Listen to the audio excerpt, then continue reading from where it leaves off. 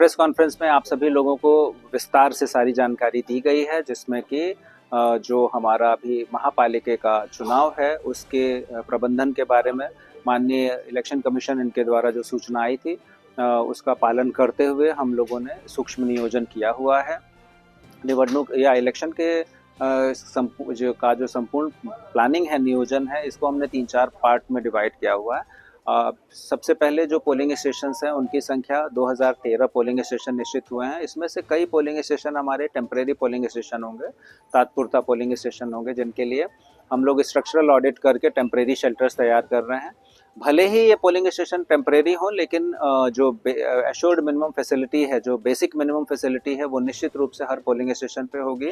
अर्थात प्रत्येक polling station पे रैंप की व्यवस्था, पीने के पानी की व्यवस्था, एंट्री एग्जिट अलग अलग करना, जहाँ पे संभव है वहाँ पे शेड की व्यवस्था करना, ये हम लोग इंश्योर कर रहे हैं। वोटर्स अवेयरनेस पे भरपूर हम लोग काम कर रहे हैं और प्रत्येक दिवस किसी न किसी कार्यक्रम के माध्यम से हम लोग पोलिंग परसेंटेज बढ़ाने की अपील अपने थाने सिटी के सभी नागरिकों से करने वाले हैं।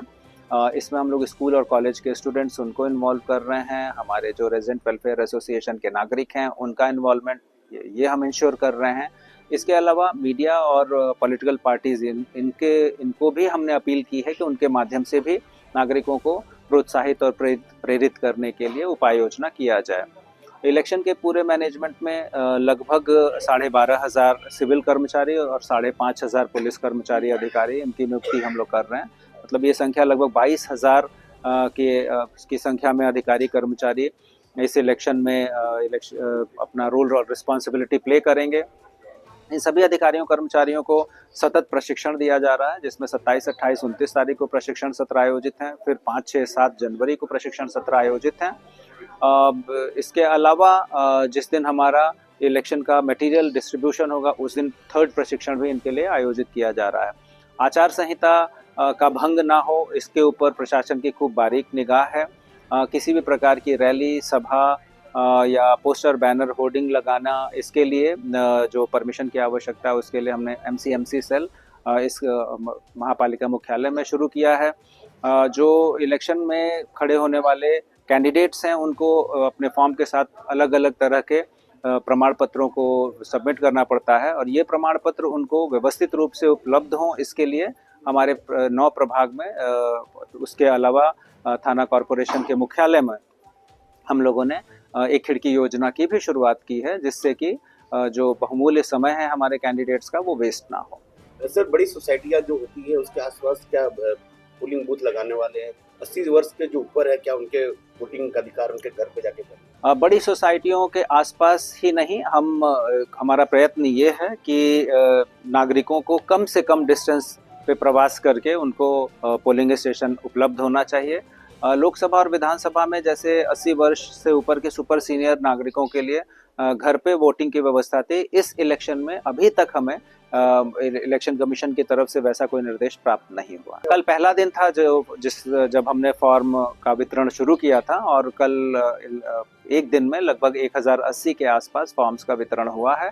ये प्रक्रिया अभी भी चल रही है। जैसा मैंने आपको बताया कि 30 तारीख तक ये प्रोसेस चलने वाली है, जिसमें फॉर्म का वितरण, उसके अलावा भरे हुए जो नाम निर्देशन पत्र हैं उनका स्वीकरण ये हमारे रिटर्निंग ऑफिसर्स इनके लेवल पे किया जाएगा। कैंडिडेट बढ़ने से मशीनों की व्यवस्था बढ़ाई जाएगी? बिल्कुल, अभी ही हमने जो मशीन का अरेंजमेंट हमने किया वो या हमने आवश्यकता घोषित की है, वो हमारे बैलेट यूनिट्स की संख्या लगभग 2 गुना है और एक बार कैंडिडेचर फाइनल होने के उपरांत यदि किसी पोलिंग बूथ पे किसी प्रभाग में हमें ऐसा महसूस होता है कि मशीन्स की या बैलेट यूनिट्स की संख्या में और इजाफा करने की आवश्यकता है, तो इमीडिएटली हम कमीशन को इन्फॉर्म करके अतिरिक्त मशीन्स की व्यवस्था करेंगे। 33 प्रभाग में हम 33 आदर्श मतदान केंद्र तैयार कर रहे हैं। इसके अलावा हमारे जो महिला स्टाफ हैं, पूर्णतः महिला स्टाफ, इनके द्वारा संचालित पिंक बूथ, इसकी संकल्पना पे भी हम लोग काम कर रहे हैं। प्रयत्न हमारा ये रहेगा कि प्रत्येक प्रभाग में कम से कम एक पिंक बूथ भी हम करें। उसके लिए हमारे पास महिला अधिकारी कर्मचारियों की उपलब्धता बड़े पैमाने पे है। आपकी जानकारी के लिए जो टोटल हमने इलेक्शन का स्टाफ बताया लगभग 12,600, उसमें से 60% प्लस हमारे पास महिला स्टाफ है।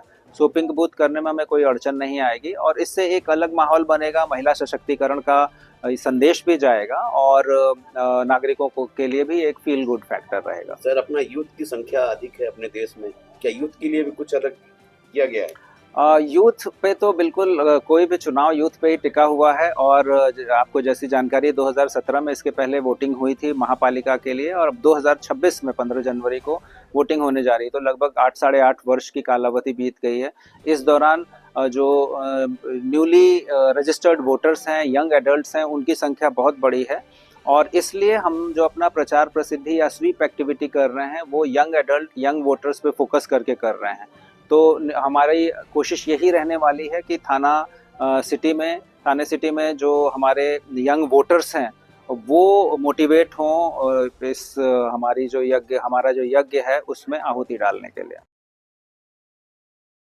हमारे न्यूज चैनल्स को सब्सक्राइब करें, लाइक करें, कमेंट्स करें, शेयर करें और घंटी का बटन प्रेस करें ताकि आने वाली हर वीडियो और अपडेट्स की नोटिफिकेशन आप सभी को मिलती रहे। जय हिंद, जय महाराष्ट्र।